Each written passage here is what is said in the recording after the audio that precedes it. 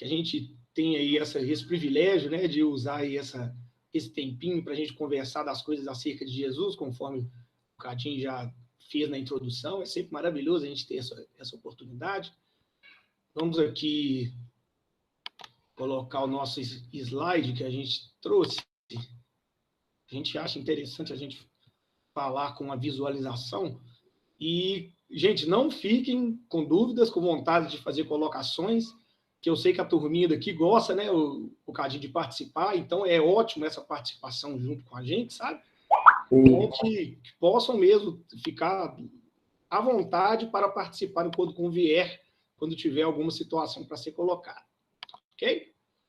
O tema que foi proposto para nós é esse. Estão todos visualizando? Está tudo ok? Cadinho, dá só esse feedback aí para mim.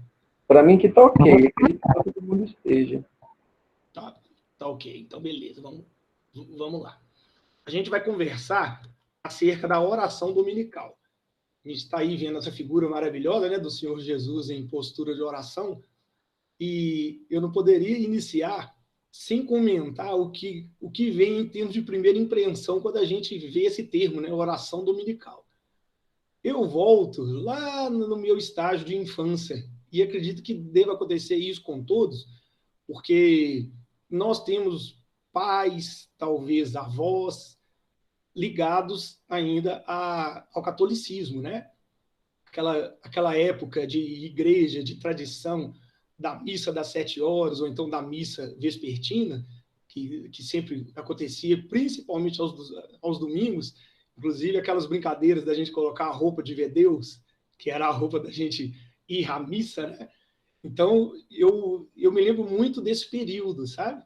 E interessante citar que, mesmo eu tendo vindo de berço espírita, através da minha mãe, eu, do lado do meu pai, minha avó era italiana e católica apostólica romana.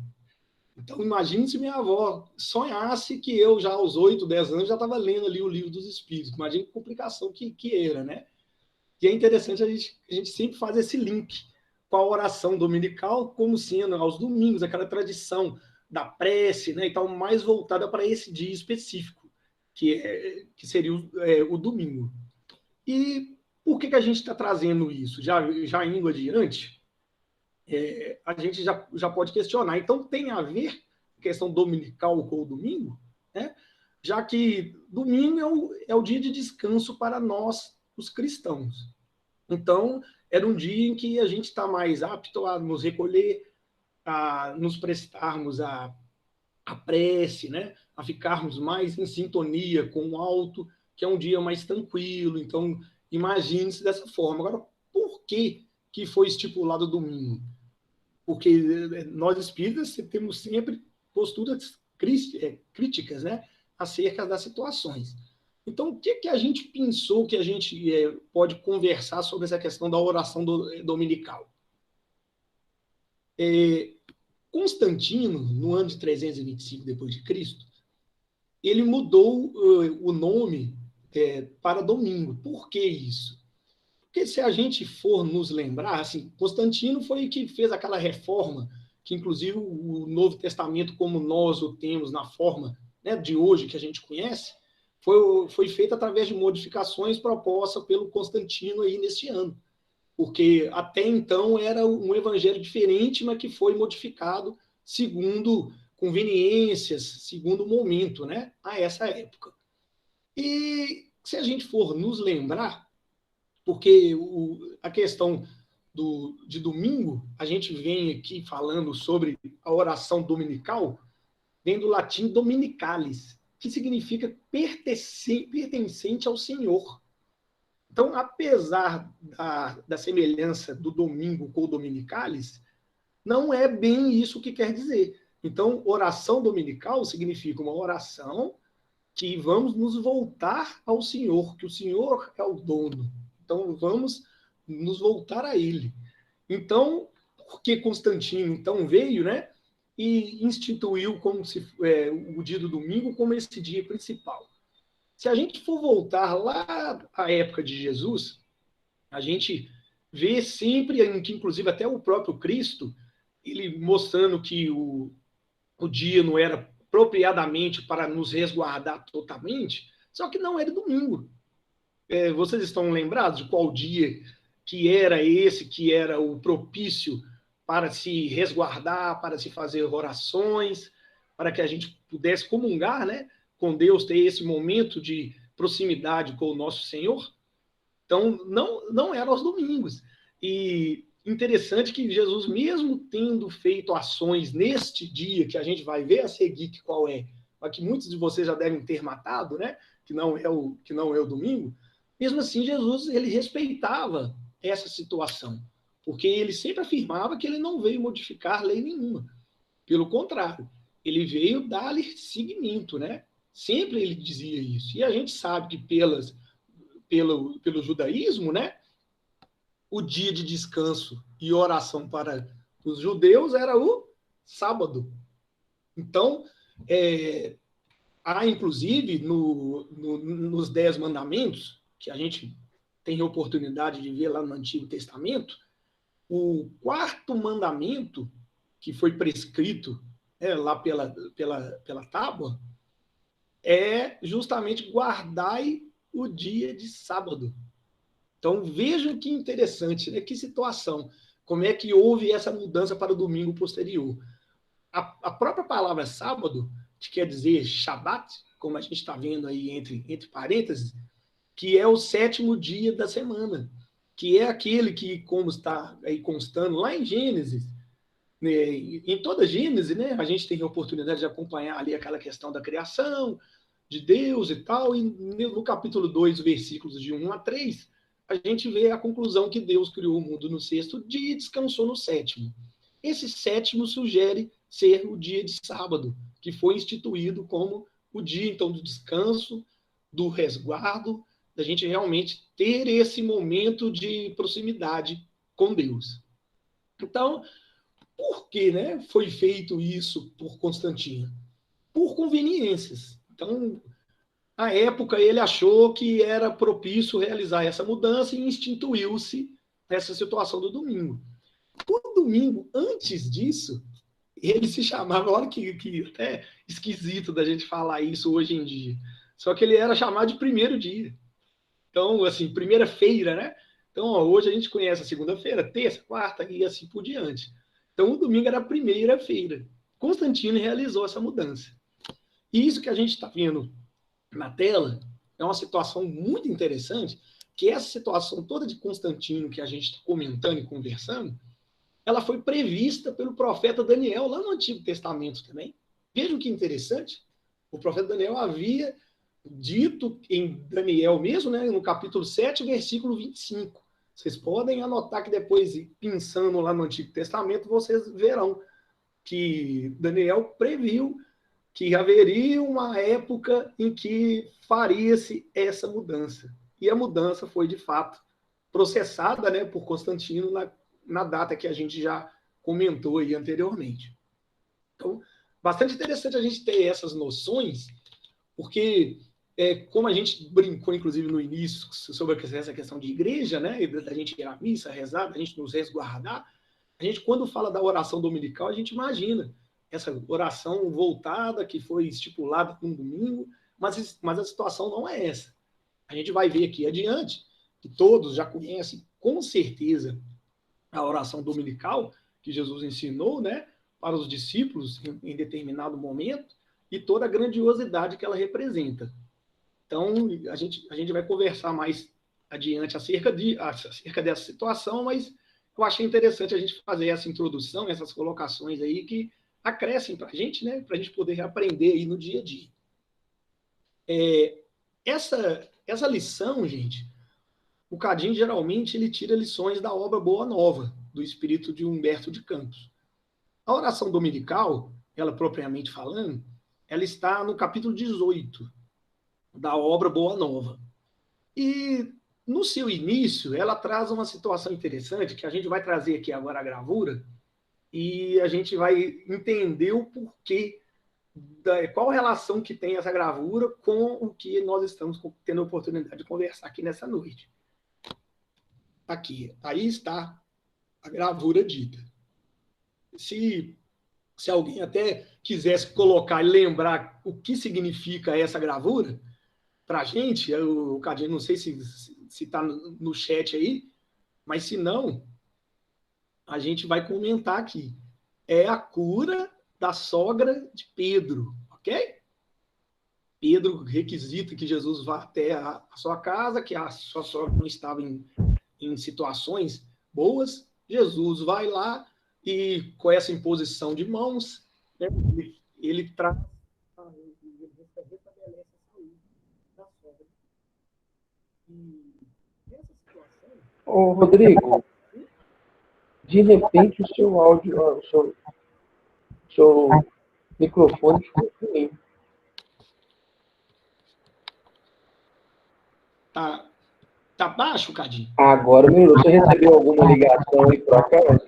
Não, tá no silencioso, só se tocou. Melhorou? Melhorou. Acontece geralmente quando a gente recebe alguma ligação, mas pode continuar. Tá, você me avisa, porque eu vou para outra tela, que é a tela do slide. Pode ser que tenha alguma interferência. Aí você me fala que a gente vai voltando, então, se for o caso, ok? Beleza. Me avisa, vai lá. Então, gente, o que tem a ver a questão da cura da sogra de Pedro com a instituição da oração dominical? Vejamos que interessante. Eu fiz até uma analogia de quando a gente tem a oportunidade de assistir a uma palestra espírita, seja presencial, né, como nas épocas passadas, agora na atualidade que a gente está fazendo de forma virtual, mas tem palestras que tocam a gente. Tem palestras que a gente realmente fica com o coração fervilhando, renovado, a gente quer viver aquilo que a gente ouviu ali, que a gente assimilou, a gente sai extasiado da palestra, né? Em muitas delas a gente tem a oportunidade de ter essa situação. E a gente fica com a vontade de perpetuar essa sensação o máximo possível. A gente ainda não consegue fazer conforme Pedro fez, porque Pedro afirmou, né? Está em Gálatas, no capítulo 2, versículo 20. Eu não vivo para o Cristo, mas o Cristo vive em mim. Então a gente ainda não consegue fazer tal qual Pedro. Porém, a gente tem essa vontade de alongar essa vontade, esse bem-estar, o máximo de tempo possível, pelo contato com Jesus, pela proximidade, pelos nossos laços, pelas nossas vibrações, se afinizarem aquele momento aprazado, que é ótimo para nós espiritualmente falando, né? Então a gente alonga isso o máximo possível. Isso, gente, aconteceu com a sogra de Pedro também. Jesus esteve lá, processou a cura, né? Realizou a cura ali, e ela se restabeleceu. Ela se sentiu num estado vibracional altíssimo, se sentiu a melhor pessoa ali do momento, mas muito bem. E ela gostaria também de ter perpetuado esse momento ali do convívio que ela teve rápido com Jesus, né? E o que Jesus havia feito por ela. Daí, ela teve uma atitude de ter chamado o seu genro, ou seja, Pedro, né? Ela chama Pedro e diz para Pedro, em forma até de desabafo: é o seguinte, meu genro, a gente vive numa situação paupérrima aqui. Nos falta até mesmo, às vezes, o básico. A vida é de muita dificuldade. Então, a gente não tem facilidade no discorrer da nossa vida.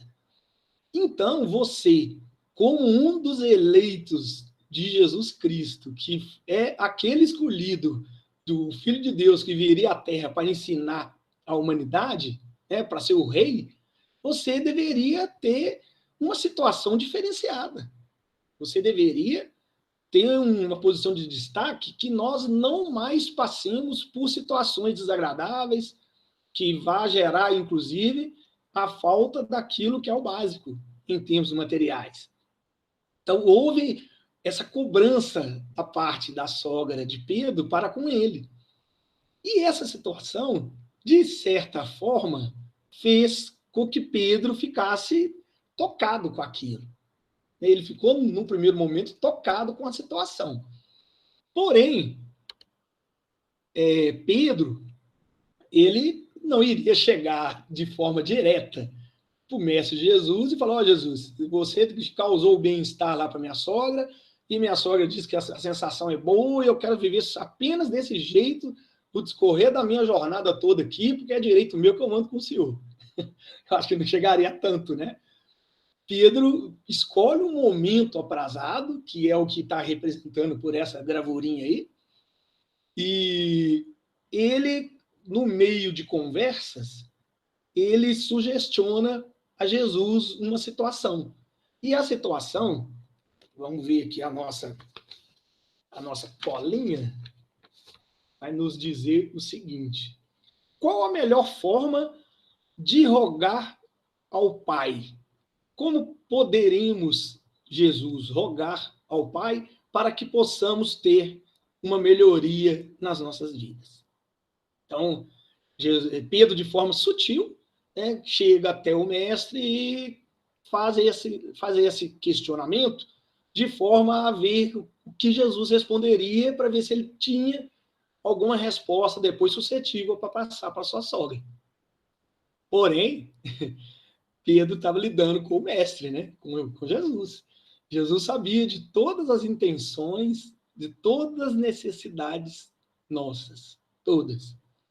Jesus, então, responde a Pedro que, em rogando ao Pai, todos, sem exceção, seriam atendidos. Todos. Não haveria solicitação sem resposta.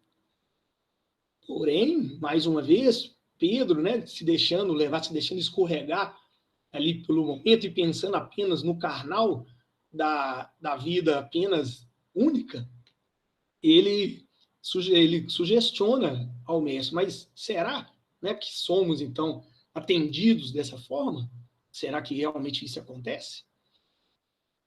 Essa situação de Pedro, eu acho que passa demais, e a gente tem de fazer essa parte para que a gente comente, né? A representatividade de nós, de como somos nós no nosso dia a dia, nos nossos momentos de invigilância, né? Será que somos, muitas das vezes, assim, procedemos tal qual acontecera com a sogra de Pedro também, né? Que a gente fica maravilhado, extasiado, no outro dia aí a gente já sai para o trabalho, aí o trânsito já não está bom, a gente já começa a ficar irritado, aí no nosso caminho tem um pedinte no sinal, a gente não quer atendê-lo, aí a gente chega no serviço, já tem lá 3 pessoas nos aguardando e a gente já está com mau humor em virtude do início do dia, e ali a gente já fica chateado com aquela situação, e quando a gente se assusta, aquela vibração boa já se foi. A gente, invigilantemente, por culpa nossa mesmo, a gente deixa isso se perder, né? Então, nessa representatividade sobre Pedro, será que nós também, muitas das vezes, a gente questiona a Jesus, intimamente falando, né? Nos nossos momentos de orações, será que a gente entende, se a gente realmente tem a resignação de entendermos que o momento pelo qual passamos de aflições, muitas das vezes estão ligados a necessidades que nós precisamos mesmo ter e passar, né, na atual jornada, que essa jornada, gente, é apenas uma de quantas nós já tivemos e quantas nós ainda há de termos no futuro, e que tudo que acontece conosco são exatamente aquilo que nós necessitamos, né, de passar, para que sirva de um alicerce ali e um impulsionador para que a gente vá adiante. Só que, infelizmente, né, mesmo nós espíritas, a gente se perde em meio a essas questões pelas situações do dia a dia, que nos acomete, que vem as aflições, e a gente quer aquilo que é melhor materialmente falando para nós, que aquela aflição eu não estou dando conta, aí a gente já se esquece que Jesus mesmo nos diz que o fardo nunca é por demais pesado, que a gente sempre dá conta de carregar sim, só que tá ruim de passar, que eu não vou dar conta, não é isso? A gente fica lamentoso acerca da situação. Então, daí a importância da gente estar sempre, na maior parte do tempo possível, sintonizado ao que Jesus Cristo nos ensina, nos ensinou sempre, desde a sua vinda aqui, e continua esperando, aguardando de nós, né? Que é essa mudança de atitude, que é essa vigilância bem maior acerca daquilo que são as verdades eternas, daquilo que a gente tem a necessidade de passar e que muitas das vezes, antes de reencarnar, nós pedimos para passar, porque essas provas que muitas das vezes, aliadas à irmã dor, que nos fazem crescer, que nos fazem seguir adiante, que aí a gente tira lições, subimos um degrau e olhamos adiante e a gente consegue trilhar. Né? Ai de nós se não fosse essa situação. Né?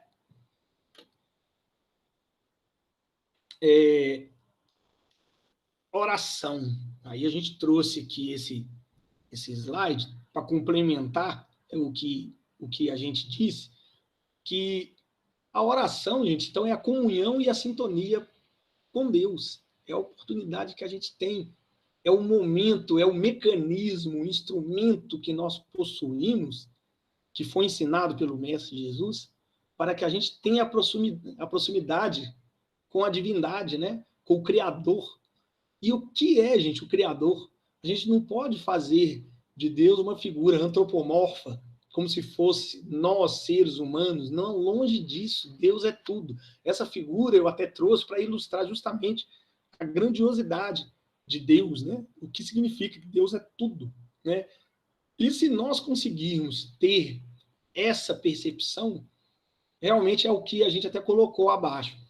Os problemas e as dores se tornam ínfimos, pequenos, e a gente passa adiante, né, como obstáculos no decorrer da nossa caminhada, como se fossem aqueles bem pequenos, aqueles pedregulhos bem pequenos que não vão nos obstar de continuar na nossa caminhada.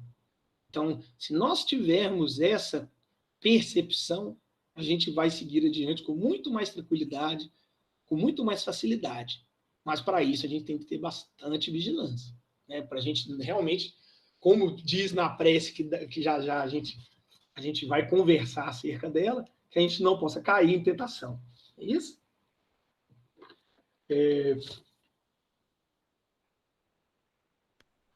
Vejamos aí, olha que situação interessante que a gente tirou também, que a gente possa conversar sobre a questão da prece e da oração. A gente faz a oração, primeiramente, com o coração. Com o coração quer dizer que nós temos de ter boa vontade. Não adianta, gente. Isso aí eu falo quando a gente faz uma palestra, o Cadim sabe disso, as pessoas que estão participando, que fazem trabalhos também sabem.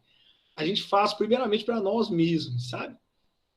Então não adianta a gente ir para a cama cansado, doido para dormir, fazemos aquele Pai Nosso en passant, né, que a gente nem grava direito, que a gente não está assimilando nada que estamos falando ali.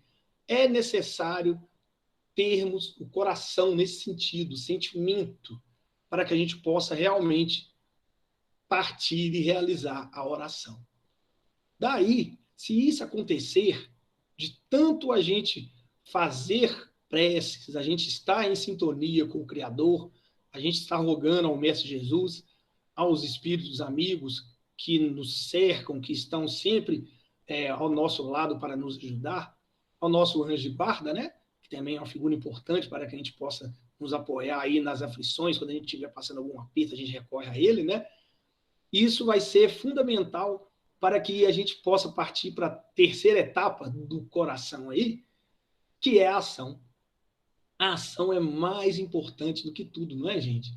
Porque a ação, gente, engloba todas as duas assertivas acima. A ação é oração em movimento. A ação é o coração nosso na prática. Né? A gente se lembra do que o apóstolo Tiago nos trouxe, que a fé sem obras, por si só, é morta. Então, se a gente só tiver a fé e tal, estivermos ali em oração constante, se a gente parar apenas por aí, a gente é importante, mas a gente não vai estar dando esse passo adiante, a gente não vai estar subindo esse degrau, que a gente precisa de agir também. E essa ação, ela acontece no dia a dia. naqueles momentos mais tranquilos, que para nós é coisa do cotidiano, né? Então, ali estamos sendo testados a todo momento, com os nossos filhos, com a esposa, com os amigos, com os vizinhos, com o nosso colega de trabalho. Nas coisas mais ínfimas, nós estamos sendo testados ali. Assim, esse teste também, logicamente, tem a participação além dos encarnados que estão observando todas as nossas ações, principalmente espíritas, né? Que são sempre bastante cobrados, e a gente sempre comenta isso, que com razão, porque se a gente tem um entendimento, então é nossa responsabilidade, é nosso compromisso a gente colocar em prática no dia a dia. Se a gente não está dando conta, a gente tem que repensar e esforçar para melhorar e para fazer a cada dia mais ainda a ação. Então, é esperado isso da gente. Então, a gente tem de corresponder. A gente precisa de corresponder, porque a gente já sabe, a gente já tem bagagem. E essa bagagem, depois, se nós não colocarmos em execução, a gente vai ser cobrado por isso. Então, a gente necessita sempre nos lembrar da importância da ação. E por isso que ela está sendo colocada por último aí nessa colocação aí do coração, né? Para nós não nos esquecermos da mesma. Ok? Nesse diálogo, Jesus ele parlamentou bastante com Pedro acerca das situações da oração. Então, demonstrou exemplos e tal, e de tal forma que Pedro, gente, ele ficou ali satisfeito, sabe? Com aquilo que Jesus havera de colocar ali naquele momento, de quando ele fez a pergunta, qual a intenção que ele tinha, e daí Jesus, com as suas assertivas, ele colocando de forma clara, como sempre fez, né? Ele fez com que Pedro entendesse a situação.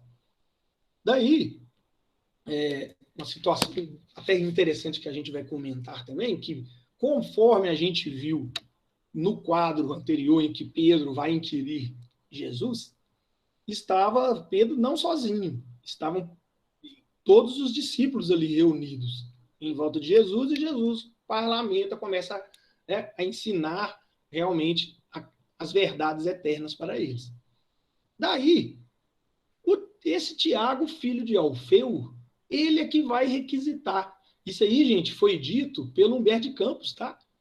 Tá lá na obra, a gente, conferindo lá esse capítulo 18 do Boa Nova, a gente tem a oportunidade de ver Humberto de Campos citar que é o filho de Alfeu que vai requisitar.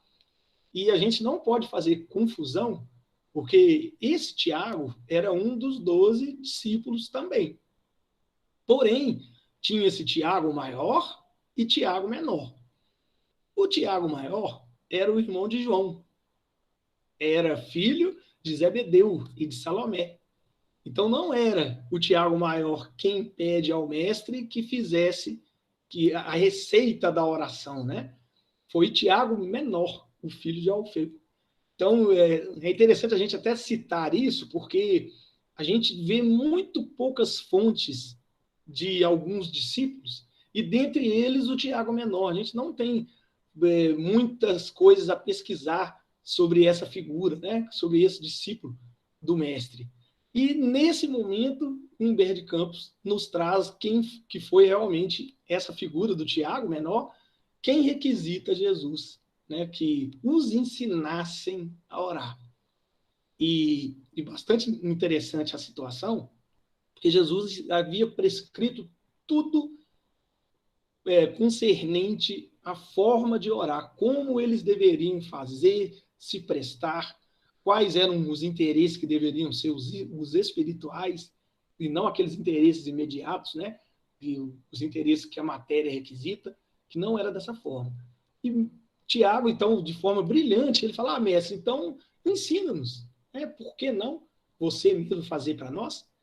E até depois Humberto de Campos complementa que daquele momento, Levi não perde a oportunidade e rascunha a prece, essa prece maravilhosa que a gente tem a oportunidade, né, de realizarmos aí todos os momentos, principalmente quando a gente está aflitos, né? Que não é o certo, que tem outros tipos de na oração que a gente pode utilizar e que Jesus nos ensinou isso também, que a gente vai ver a seguir, né?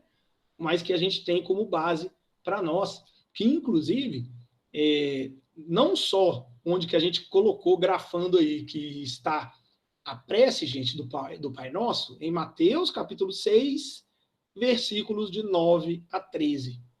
Então, a gente indo no Novo Testamento, a gente vê Levi, que foi quem anotou, que é Mateus, né? Ele constando a oração do Pai Nosso ali, né? Gravada no Novo Testamento para nós. Além disso, nós espíritas temos a oportunidade, quem puder aí em outro momento também para fazer uma pesquisa muito interessante, Kardec traz para nós no seu evangelho, no nosso evangelho, né? O Evangelho segundo o Espiritismo, no capítulo 28, ele inicia trazendo, porque o capítulo 28 é aquele das preces, né? E ele inicia justamente com a prece do Pai Nosso. Então, ele pega passagem por passagem, né, do Pai Nosso, assim como a gente vai fazer aqui a seguir, e ele faz comentários, ele disserta sobre a prece do Pai Nosso. Então, são ensinamentos preciosos e que a gente muitas vezes não nos atenta. Eu mesmo não sabia, eu sabia que tinha no Evangelho, eu tive que pesquisar para ver onde, para poder trazer aqui para a gente estar conversando agora sobre. Então, fica aí também essa dica para a gente depois, a gente dar aquela conferida lá no nosso Evangelho, ok? Então, Jesus, a partir daí, ele inicia a prece do Pai Nosso. A gente fez mais ou menos conforme está na obra da Boa Nova. Então, a gente vai conversar um pouquinho acerca de cada uma dessas passagens. Tá? Então, a gente fez essa separação e vamos, então, conversando. Alguém, eu acho que está muito calado, Cadinho. Eu acho que não é tanto assim, não. Você me aparta aí, que eu não sei se tem perguntas, tá? Se tiver, é o momento aí da gente conversar. Se não, queridão, não, pessoal, está bebendo aí na fonte, né? Pode ficar tranquilo. Então, ok, beleza. Qualquer coisa você nos aparteia. Tá, Jorge. Vamos lá, vamos então dar continuidade aqui agora com a prece por si. Esse Pai Nosso, daí a gente já tem que parar. A gente já tem que conversar sobre o Pai Nosso especificamente. Tem algumas crenças que confundem o nosso Senhor Jesus Cristo com Deus, né? E há uma certa confusão. Ora, na prece, quem está recitando ela para os discípulos lá no momento, mas que ficou para toda a humanidade e que ficou para sempre. Realmente é a prece que todos nós sabemos de cor, que somos ensinados, os cristãos, né? Desde a nossa idade tenra. Então, a gente tem conosco esses dizeres. Então, inicia Jesus falando que o Pai Nosso, ou seja, o Pai é dele também. Olha que situação interessante. Então, ele está se colocando, assim como todos nós, que somos seus irmãos, né? Somos irmãos de Jesus, como filhos de um elemento sublime, único, né? Que é o Criador de todas as coisas, que é o que forneceu a nossa vida e que nos concede ter essa jornada. Então, quando ele diz Pai Nosso, Jesus, então, se integra a essa coletividade. Se bem que é um irmãozinho bem mais evoluído, né? Que a gente tem nas nossas humildes noções ainda de quando o nosso orbe, planeta Terra, foi criado, quando ele se desgrudou da nebulosa solar há 4 bilhões e 600 milhões de anos antes, Jesus já era Jesus, né? Jesus participou da formação da Terra tal qual hoje a gente está aqui vivendo. Então, imagina a índole que espírito de escola representa esse nosso Senhor Jesus Cristo para nós. Então, mas mesmo assim, numa lição de simplicidade que ele vai passar em outros momentos da oração, ele faz questão de dizer o Pai Nosso. Né? Se bem que há interpretações que o Pai Nosso, no entendimento, quando Jesus fala o meu Pai, não quer dizer que é um Pai exclusivo dele, não, mas é um Pai segundo o entendimento de Jesus. No caso aí é nosso, Então, nós também estamos inseridos com esse Pai. Olha que maravilha, gente. Só aí a gente já tem motivo para a gente já ficar feliz ao realizar tal prece, né? Então, que estás nos céus. Ora, vejamos bem. Não foi citado que esse Pai nosso, ele está no céu. Não é um lugar circunscrito. Né? Não há um lugar único. Então, ele está nos céus. E onde que é os céus? O que a doutrina espírita nos traz, que é a representatividade para nós, espíritas, né, do céu e do inferno?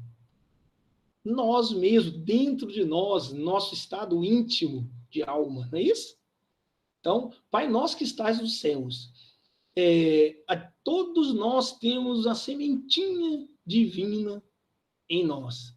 Aí, à medida que nós vamos evoluindo, nós vamos percebendo o quão é grande e bom realmente a gente estar do lado do Criador, poder seguir todas as suas leis imutáveis, né, que foram feitas desde quando nós fomos criados e que vai para sempre existir e que estamos inseridos nessas leis.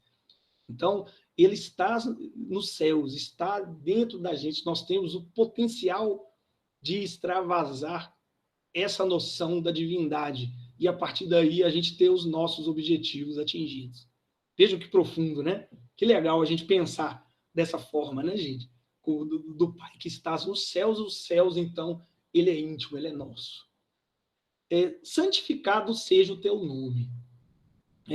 Nessa parte, Jesus vai nos lembrar aquilo que a gente havia comentado anteriormente, que na prece a gente pode pedir, a gente pode agradecer e a gente pode adorar ao Pai.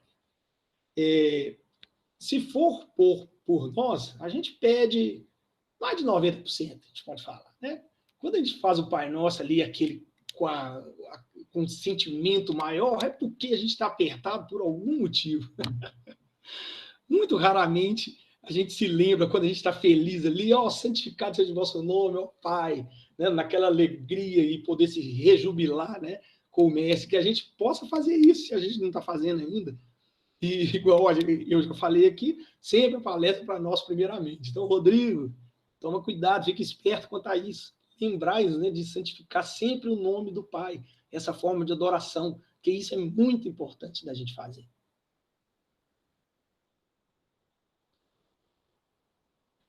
Venha a nós o teu reino.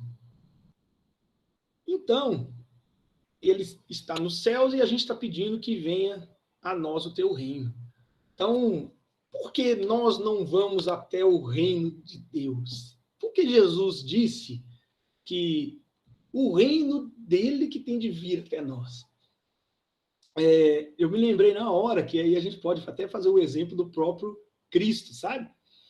Quando ele tem aquela representatividade, eu poderia até ter trazido, mas eu não trouxe, que ele está, Jesus, de um outro lado da porta, batendo, e que do lado contrário está nós, né?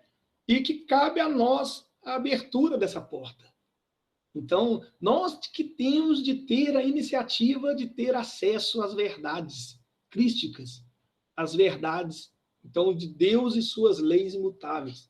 Então, por isso, gente, a gente necessita de que o reino venha até nós, ou seja, que a gente deixe o reino penetrar em nossos corações.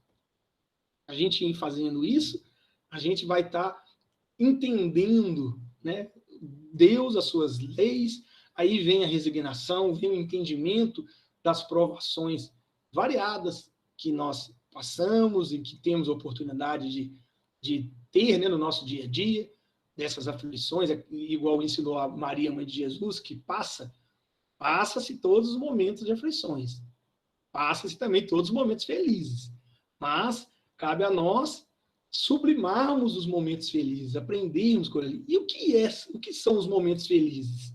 É só quando a gente consegue trocar de carro, quando a gente tem um aumento de salário? Será que é só isso? Ou tem outras situações mais importantes, espiritualmente falando, que é um exemplo aqui, quando a gente tem a oportunidade de fazer alguma tarefa no Miramês, que com certeza a gente sabe que tem todas, que o Cadinho a gente conversa, a gente sabe que existem campanha do quilo, que tem tarefa de assistência e dentre outras, né, que se pode participar. E uma vez em participando, quem já participa sabe, o bem-estar que a gente tem quando a gente termina a tarefa é inigualável, não é, gente? É maravilhoso, não tem nada que pareça com essa sensação do dever cumprido e de ter trabalhado para o nosso Senhor Jesus Cristo. É muito bom. Então, quando a gente faz isso, a gente está fazendo com que o reino venha até nós. Olha que beleza, olha que maravilha, que é para a gente pensar realmente que a gente tem esse potencial. Não precisa ser tarefa só espírita, não, né, gente? A gente não pode só trazer a sardinha para o nosso lado, porque sempre tem alguém próximo de nós necessitado. Então, se a gente puder abrir as portas para o auxílio, a gente vai ter essa sensação também, não tenhamos dúvidas, né? Então, que a gente possa assimilar e abrir realmente para que venha até nós esse reino maravilhoso de Deus. Seja feita a tua vontade, assim na terra como nos céus.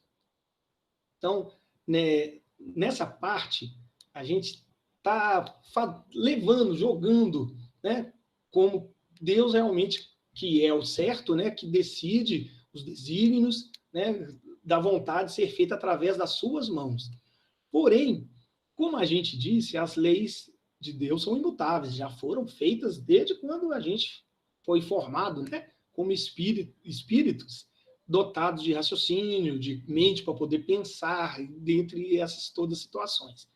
Dentre essas leis imutáveis, gente, a gente tem algumas palavrinhas que são chaves, né, dentro da doutrina espírita. Uma delas é o livre-arbítrio.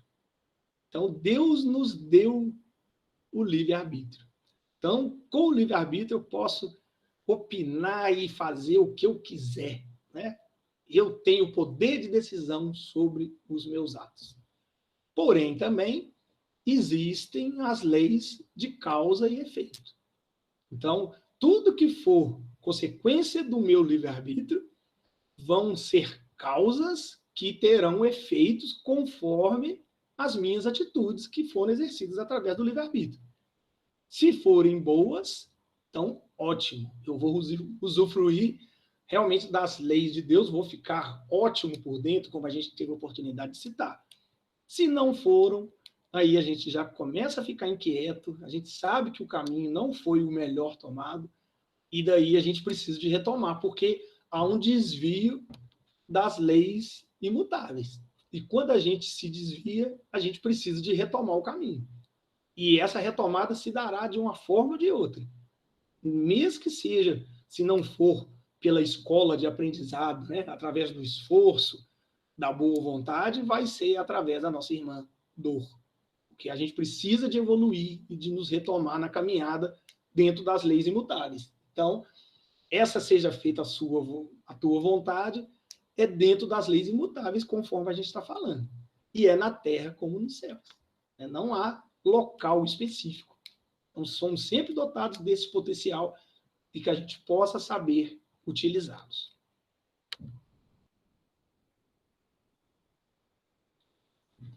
O pão nosso de cada dia dá-nos hoje. Quando a gente fala do pão nosso, imediatamente a gente lembra do pãozinho material, que é o que a gente vai encher a nossa barriguinha para a gente conseguir ter uma encarnação de forma nutrida, né? Porque é muito ruim a gente não ter o pão nosso, né, na mesa. É isso também, logicamente, que a gente, ao recitar o Pai Nosso, né, a questão do pão nosso, a gente já nos remete automaticamente a essa situação. Porém, gente, o Humberto de Campos nos traz situações que vão expandir além desse pão material. E é muito importante a gente saber pensar acerca disso. Vamos ver aqui o que nos traz o Humberto de Campos. Jesus está nos alertando no tocante à saúde. Então, o pão nosso de cada dia, que nós que Deus possa nos dar, né? Ela dá-nos hoje, que Deus possa nos conceder saúde para que a gente possa desempenhar os nossos trabalhos conforme aquilo que a gente tem o potencial de fazer. Porque sem saúde, a gente não consegue, realmente, a gente fica privado. Não é isso? Então, que Deus possa nos conceder saúde, que Deus possa nos conceder trabalho, é o segundo tópico que o Humberto de Campos nos lembra, nos traz, e esse trabalho expande o trabalho material, né, o trabalho que a gente precisa do nosso ganha-pão, que a gente tira o nosso sustento, é o trabalho útil, é a gente poder estender as mãos para o nosso próximo quando ele está em estado de necessidade. Então, esse é o trabalho realmente importante, né? Além do que a gente desempenha aqui na Terra. Então, o trabalho é um fator chave acerca disso. E a outra situação é a situação da experiência. Humberto de Campos nos lembra. Como sendo esse pão nosso a ser nos dado por Deus no dia a dia. Porque, através da experiência, eu gosto sempre de fazer analogia, aquele nenenzinho levado que vê a tomadinha, coloca o dedo e toma o choque. Ele pode querer voltar a colocar o dedo lá, mas ele vai num medo danado. Não é bom não, né? A sensação de tomar choque é ruim demais. Então, a experiência, que é a bagagem, né, nos leva a isso. A gente, onde nós erramos, a gente não vai querer errar novamente, porque a gente sabe que causou um incômodo, causou ali uma dor. Então, a experiência, gente, é bom demais, né? É coisa maravilhosa demais. Quem tem a oportunidade de aprender, de ouvir o que os nossos pais sempre falaram, que falam ainda, quem tem ainda próximo de si, daquela experiência da vida, que informa, cuidado, que a caminhada da vida, se for por ali, você vai ter mais dificuldade se for acolá. E sempre tem a impressão que eles estavam certos, não é? Porque falou alguém que já passou por aquilo. Então, ele pode nos dar o exemplo. Então, muito importante a gente nos lembrar que o pão nosso não é apenas esse pão material do alimento. Aqui é a saúde, que é o trabalho e que é a experiência. Nos lembremos sempre dessas 3 palavrinhas mágicas recitadas pelo Humberto de Campos. Deixa eu mudar aqui. Perdoa-nos as nossas dívidas, assim como nós perdoamos aos nossos devedores. E essa situação, eu acho ela muito grave, sabe?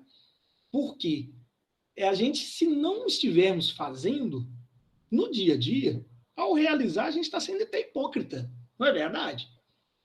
Porque eu, para requisitar o perdão, então, eu preciso de perdoar aos nossos devedores, a quem me cerca, a quem me ofende, entre aspas, né? Porque a gente se ofende também, às vezes, por tão poucas coisas, por situações que, muitas das vezes, a gente faz também com o próximo, às vezes, até sem sentir, por ignorância, né? Só que a gente faz. Só que quando é conosco, a gente não engole ao orgulho, o egoísmo entrando, né? Na questão. Então, a gente não perdoa. Então, a gente está sendo hipócrita. A gente não pode ter a postura dessa maneira.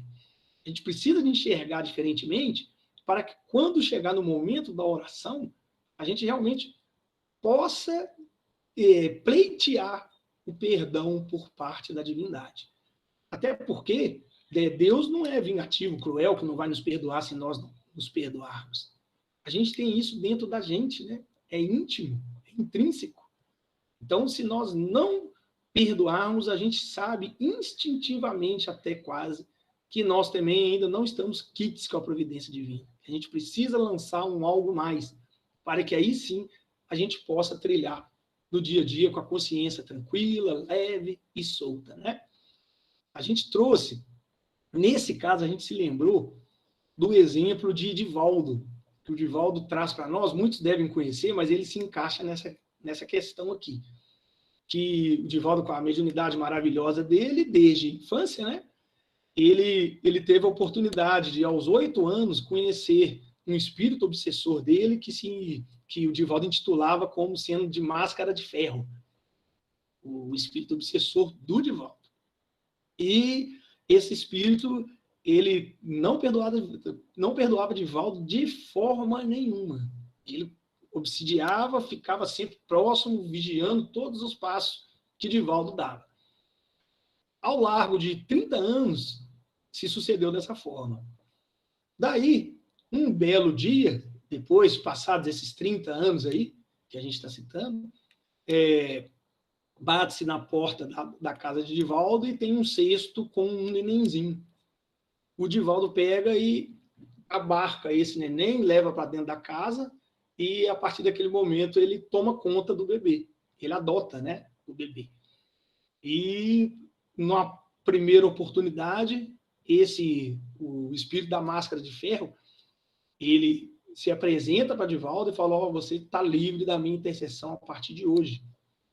Então você está perdoado. E o Divaldo, assustado, é mesmo, irmão, mas qual ato, né? O que eu fiz para que eu tivesse uma graça, né, atingida dessa forma? E o Espírito comenta que aquele no qual o Divaldo havia adotado, resgatado ali, era o espírito da mãe desse espírito obsessor. E a partir daí ele viu que realmente o Divaldo tinha amor em seu coração e aquilo que ele havia feito não mais havia necessidade de ter exigência de um resgate. E o espírito perdoa Divaldo. Mas olha que ato maravilhoso, né, de Divaldo. Então, a gente é assim no nosso dia a dia. A gente, através de algo que parece ser cotidiano, a gente realizou aos olhos de um próximo que está sempre nos observando. Se não for esse próximo encarnado, vai estar no meio das nuvens de testemunhas, nas quais foi citado, né, pelo apóstolo, que estão sempre nos observando a nível espiritual também. Estão vigiando os nossos passos, estão conosco, e não estão à toa conosco. Isso aí se dá por afinidade, né? A gente anda com eles porque somos parecidos. Então, a gente precisa sempre dar bons exemplos em virtude dessa situação. Olha que grandiosidade, né, que fica o ensinamento de Divaldo se encaixando aí nessa parte. Não nos deixes cair em tentação. E livra-nos de todo mal, porque teus são reino, poder e glória para sempre. Nessa parte, gente, primeiramente é bom a gente comentar que Humberto de Campos lembra, olhem a simplicidade de Jesus. Jesus se inseriu como alguém que se pudesse deixar cair em tentação. Não é interessante? Porque quem nos ensinou a prece foi o próprio Mestre, o nosso Senhor Jesus Cristo. Então ele se insere, né? Não nos deixes cair em tentação. Se bem que ele sabia que ficaria, né, essa prece maravilhosa para toda a eternidade. Então ele precisava de deixar os dizeres bem assim. Então ele se insere nela, para não cairmos nunca em tentação, e ele também nisso. Então, que interessante, né? E quem cai em tentação, ou seja, o termo cair, significa que já subiu algum degrau, que já está em algum patamar que não é o térreo, né? Porque senão não tem como cair, não é verdade? Então, esse até é um sinal de lembrança que nós temos vários potenciais e que esses potenciais fazem com que a gente vá avançando, sim, no dia a dia, por mais que a gente tenha esse monte de problemas, de situações a se trabalhar, de dificuldades, mas nós temos também potencialidades e que nós já subimos alguns degraus, sim. Então, nos cabe não cair novamente num patamar anterior, em tentação, é isso? Não quer dizer que a gente vai, do que a gente progrediu, que a gente vai voltar à marcha. Isso aí não acontece, a gente sabe. Porém, por invigilância, né, esses arrastamentos que a matéria propicia, que a gente tem ao nosso alcance a todo momento, a gente pode nos deixar, às vezes, sim, cair. Então, se a gente observou isso, entrar em estado de prece, pedir novamente a intercessão divina, e que eu possa ficar mais vigilante e levar a minha vida para frente com mais vigilância, porque é o que a gente falou das obras, que é importante a gente orar, mas o obrar também é muito importante, né? E a questão de livrar do mal, o mal, a gente sabe, como a gente citou aqui, do paraíso, do inferno, né, está em nós mesmos. A gente, quando fala esse livro-nos de todo mal, a gente já imagina que o fulano, o próximo mal, ele roga praga em mim, que ele não quer o meu bem e tal. Gente, se é dito que o carrapicho não pega em azulejo, né? O seu Jair, lá da minha fraternidade, adora falar dessa forma. Então, se a gente está bem conosco mesmo, a gente não tem mal que pegue. E, então, se o mal a gente reconhece, é porque nós estamos em sintonia com ele. Então, estamos enxergando porque nós temos também uma porção. Né? Então, que a gente possa, ao menos, nos livrar internamente, primeiramente falando, desse mal. Né? E depois, o Cristo, como lá no início que a gente falou, a questão da adoração, há uma lembrança, né? Uma reafirmação. Ele termina com, mais uma vez, uma adoração a Deus. Porque há a lembrança do reino, do poder e glória para sempre, que é do nosso Senhor Deus, que a gente realmente tem de nos lembrar sempre, apenas de termos a dádiva de viver, já é realmente uma glória. E sabendo que é eterna, né? Que a nossa evolução se processa de forma eterna, nosso espírito nunca vai se extinguir e a gente vai cada vez mais crescer, passar adiante, evoluir. Esse assim seja, é a mesma coisa de amém, né? O assim seja, é a tradução do amém, que não é uma palavra portuguesa, brasileira, vamos dizer assim, e os espíritas falam bastante também o assim seja, e assim é dito na obra Boa Nova, por parte de Humberto de Campos, e a gente também aproveita, já que foi o tempo inteiro essa horinha que a gente conversou falando sobre a prece, essa prece maravilhosa, então ficamos em oração, né, durante essa horinha inteira. A gente então encerra com esse assim seja e pede às pessoas que tiveram a oportunidade de assistir, que tenham paciência e que tiveram, né, a paciência de nos ouvir, que possamos todos nós estar sempre em sintonia com o Mestre Senhor Jesus, para que a gente possa fazer e trabalhar no nosso dia a dia essa oração maravilhosa que temos acesso, que temos ao nosso alcance. Muito obrigado, senhor Cadinho, pela oportunidade. Muito obrigado